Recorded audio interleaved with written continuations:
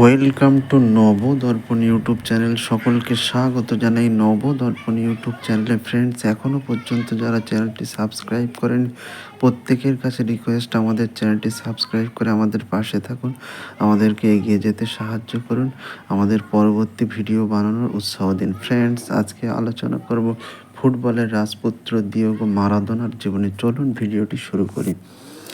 Diego Maradona একজন আর্জেন্টিনীয় পেশাদার football খেলোয়াড় এবং ম্যানেজার ছিলেন। ভক্তদের কাছে এল পিবে দে আরো অর্থাৎ সোনালি বালক হিসেবে পরিচিত।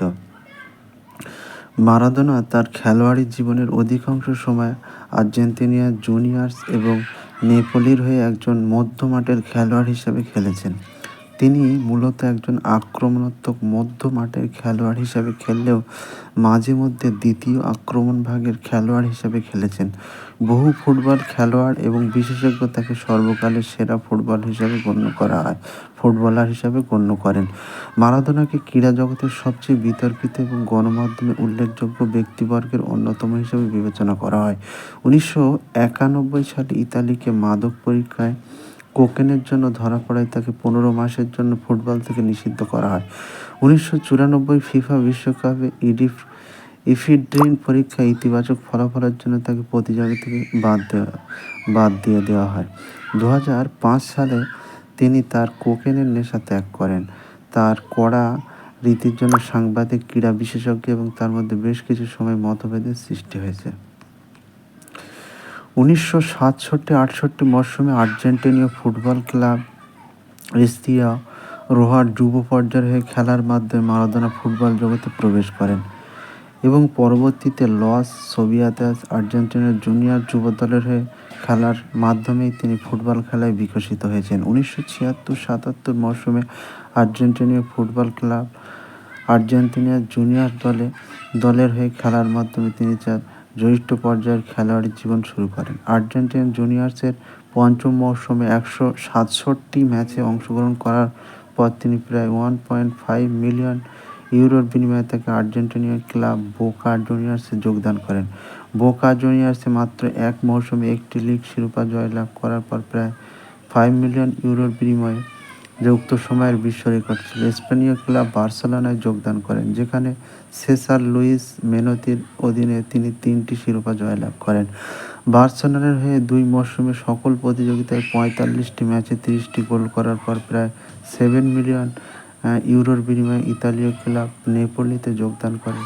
এই স্থানান্তরের মাধ্যমে মারাদোনা পুনরায় বিশ্ব রেকর্ড করেন। মারাদোনা ফুটবল ইতিহাসে প্রথম খেলোয়াড় হিসেবে 2 বার স্থানান্তরের বিশ্ব রেকর্ড ভঙ্গ করেছেন।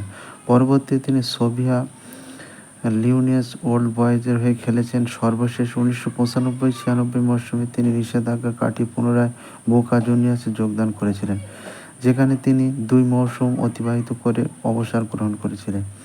1977 সালে মারাদোনা আর্জেন্টিনা অনূর্ধ্ব-20 দলের হয়ে আর্জেন্টিনার বয়সভিত্তিক পর্যায়ে অভিষেক করেছিলেন, যেখানে তিনি 15টি ম্যাচে 8টি গোল করেছেন।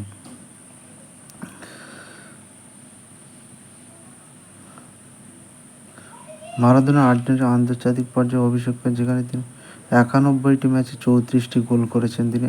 তিনি আর্জেন্টিনার হয়ে 4টি ফিফা বিশ্বকাপ 1982, 86, 90, 94 এবং 3টি কোপা আমেরিকা 1979, 1987, 99 অংশগ্রহণ করেন। 1986 ফিফা বিশ্বকাপের কোয়ার্টার ফাইনালে ইংল্যান্ডের বিপক্ষে আর্জেন্টিনা 2-1 গোলে জয়লাভ করার ম্যাচে আর্জেন্টিনার হয়ে মারাদোনার করা উভয় গোলই ফুটবল ইতিহাসে স্মরণীয় হয়ে আছে।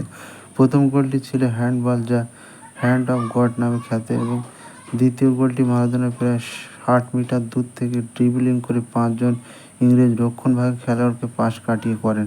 2002 সালে ফিফার ভক্তগণ ভোটের মাধ্যমে সেটি শতাব্দীর সেরা গোল হিসেবে নির্বাচিত করেছে। 1994 সালে মারাদোনা আর্জেন্টিনীয় ফুটবল ক্লাব তেক্সতিল ম্যান্দিও ম্যানেজার দায়িত্ব পালন করার মাধ্যমে ম্যানেজার হিসেবে ফুটবল জগতে অভিষেক করেছিলেন।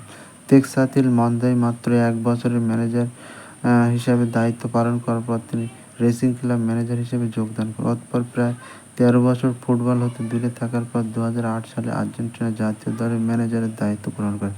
তার অধীনে আর্জেন্টিনা 2010 ফিফা বিশ্বকাপের কোয়ার্টার ফাইনালে পৌঁছাতে সক্ষম হয়েছিল, তিনি আর্জেন্টিনার হয়ে প্রায় 2 বছর ম্যানেজার হিসেবে কাজ করেছেন।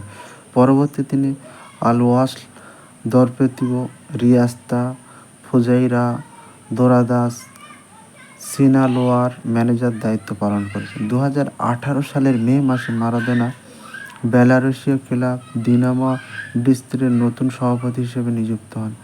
তবে তিনি জুলাই মাসে উক্ত পদের সকল কার্যভার গ্রহণ করেন। সর্বশেষ 2019 সালের সেপ্টেম্বরে তিনি লা প্লাতায় ম্যানেজার হিসেবে যোগদান করেছেন। সেখানে তার মৃত্যুর পূর্ব পর্যন্ত ভারপ্রাপ্ত ছিলেন।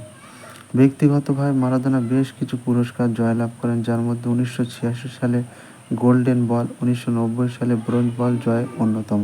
এছাড়া তিনি 2000 সালের ডিসেম্বরে প্রকাশিত ফিফা শতাব্দীর সেরা খেলোয়াড় পেলের সাথে যৌথভাবে খেতাব অর্জন করেছেন।